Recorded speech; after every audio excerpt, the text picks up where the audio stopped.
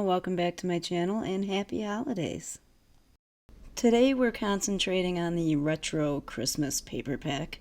I did show you the Merry and Bright stamp set with the wreath and the wreath that I colored in a couple months ago, but we don't use them in today's video. But we do use some sentiments from the Merry and Bright stamp set. So here I have cut out a whole bunch of circles, scalloped circles, hearts, scalloped hearts, anything that I thought would make a nice shaped ornament. I saw somebody else do this recently and I wanted to give it a try. So my first mistake here was thinking that my paper had to have a front and a back. So I went through the problem of doing all of this die cutting thinking they had to have a front and a back. And then you will soon come to see that they don't. They do not. So, moving on. We'll just count that as my what the fork moment for this video, right? Just forgot to insert the picture. Anyway, there was a lot of bright colors in this paper pack, and it made for some pretty cute ornaments. And of course, there were quite a few extra after I got done with the ones I needed for the two cards we're making today, which was one slimline and one A2 size. So here I'm going to show you after I glued them all together, making them a front and a back. I just found the center of each shape and made a score line down each one and then folded them up and creased them with the bone folder. The point of this is to make a layered 3D ornament that comes off of your paper.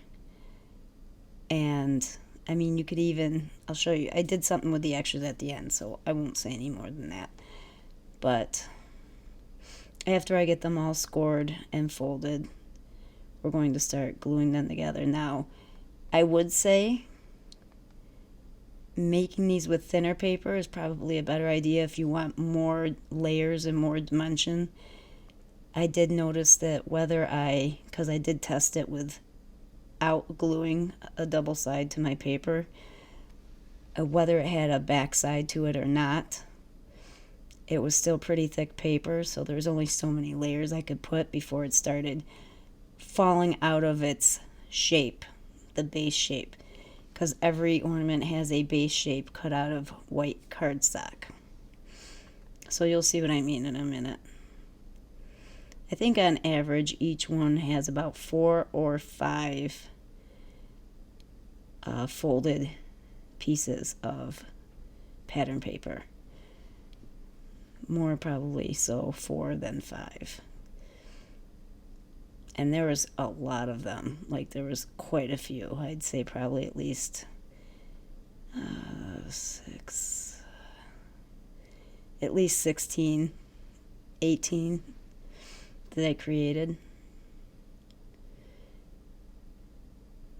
And they were relatively easy to put together, just gluing each one side on top of another, and then the last piece gluing over to the flat side of the base. Now this was me trying it with double-sided Rabbit Hole Designs paper that was not glued together. And I believe this was from one of the spring packs. So I was able to fit a couple more layers in,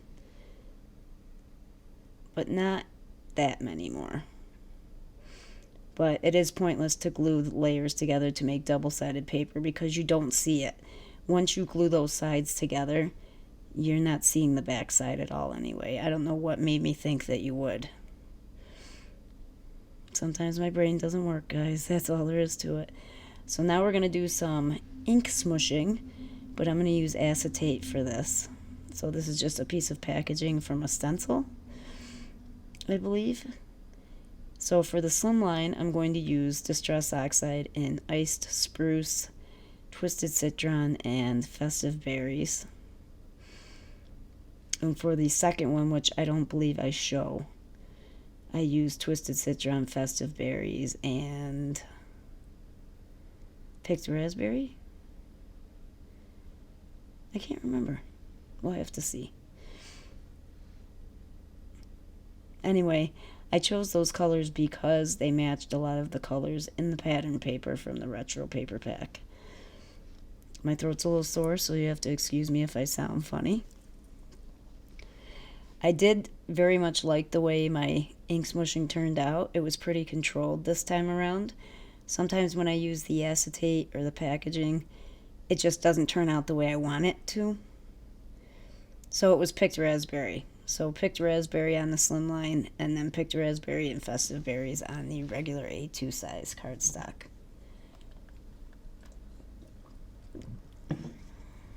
One piece was Stonehenge watercolor cardstock, and the other piece was Arches. And I did hit that with my heat gun between each layer of color to make sure they were dry, because I didn't want them mixing too much. And this is what I came up with.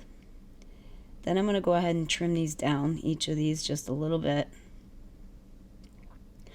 because I want some borders of my card bases to show at the end when we attach them.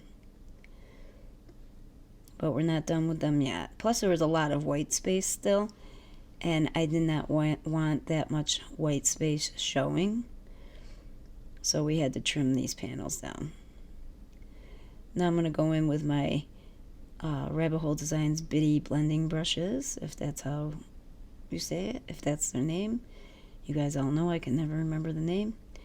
I'm using Twisted Citron on the slimline card and just going around all four edges. And I believe I use Festive Berries on the A2 sized panel and go all around the edges. There's my heat kicking on. So we're getting our first big snowstorm this weekend, guys. I'm not looking forward to it at all. Not going to be a happy time. Today's Wednesday, and the warning went into effect at 7 p.m. tonight, and it won't end until sometime Saturday, and the governor has already declared a state of emergency starting tomorrow morning. So isn't that some fun news? Okay, so now we're going to use some Judykins, I believe it's called Sparkle Iridescent. I can't remember. I just purchased this on Amazon. I do know I showed you the top of it. And then I'm just going to rub my Versamark ink pad all along the edge and then heat set that as I go along.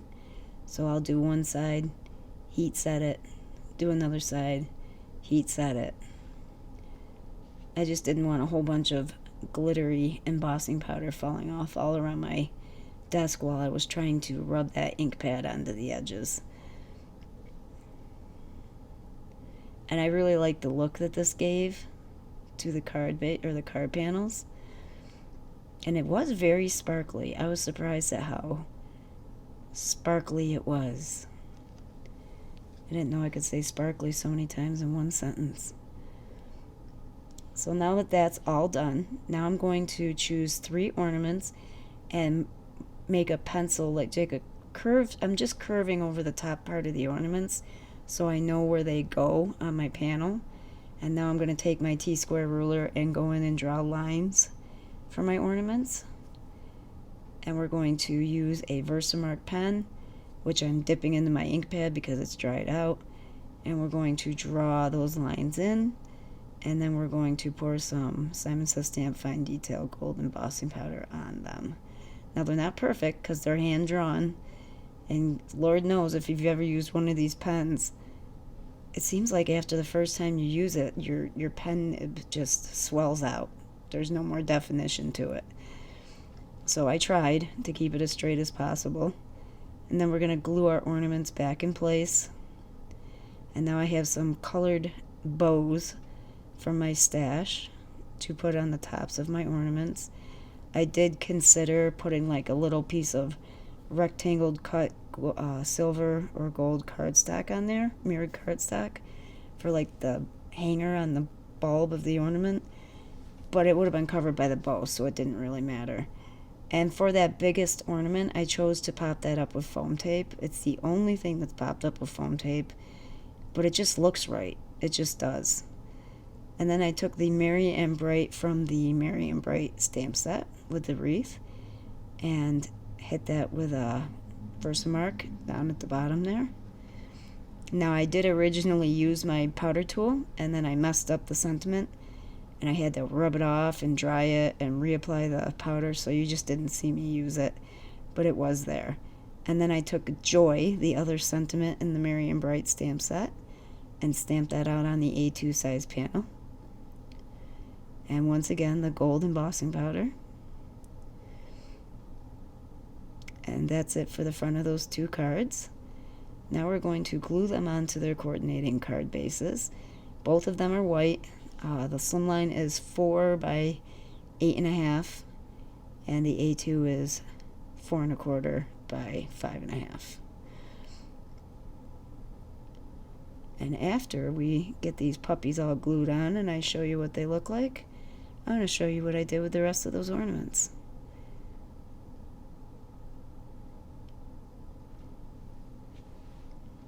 We're turning them into 3D ornaments for the tree. So I cut some sparkly holiday twine, gold and white, silver and white, and red and white. So we have little hangers.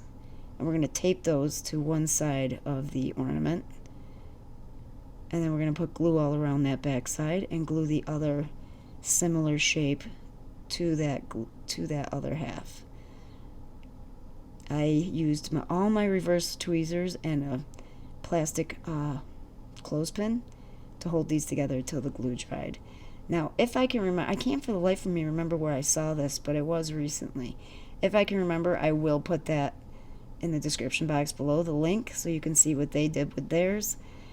But yeah, it was really fun. I'm always looking for new ways to use my pattern paper.